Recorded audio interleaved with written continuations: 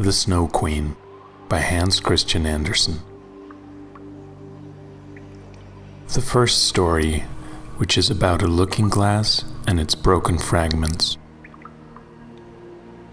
You must witness the beginning of this story, for when we get to the end, we shall know more than we do now about a very wicked hobgoblin. He was one of the very worst, for he was a real demon. One day, when he was in a merry mood, he created a looking glass which had the power of making everything good or beautiful that was reflected in it almost shrink to nothing, while everything that was worthless and bad looked much larger than it was, and even worse than ever. The most lovely landscapes looked like boiled spinach, and the people became hideous and looked as if they stood on their heads and had no bodies. Their features were so distorted that no one could recognize them, and even a tiny little freckle on the face appeared to spread over the whole nose and mouth. The demon thought this was very amusing. When a good or pious thought passed through the mind of anyone, it was misrepresented in the glass. Then the demon laughed at his cunning invention. Everyone who went to the demon school, for he did run his own school, talked everywhere of the wonders they had seen, and declared that people could now, for the first time, see what the world and mankind were really like.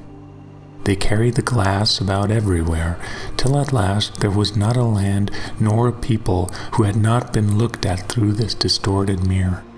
They wanted even to fly with it up to the heaven to see the angels, but the higher they flew, the more slippery the glass became, and they could barely hold it, till at last it slipped from their hands, fell to earth, and was shattered into a million pieces. Now, the looking glass caused more unhappiness than ever, for some of the shards were just the size of a grain of sand, and they flew about the world into every country.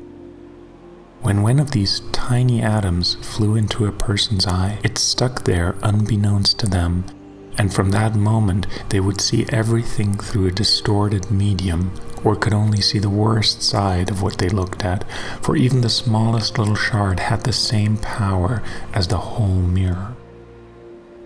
A few people even had a fragment of the looking glass stuck in their hearts, and this was very terrible, for their hearts became cold like lumps of ice. A few of the shards were so large that they could be used as window panes. It would have been a sad thing to look at our friends through them. Other pieces were made into spectacles. This was dreadful for those who wore them, for they could not see anything rightly or justly. At all this, the wicked demon laughed harder and harder.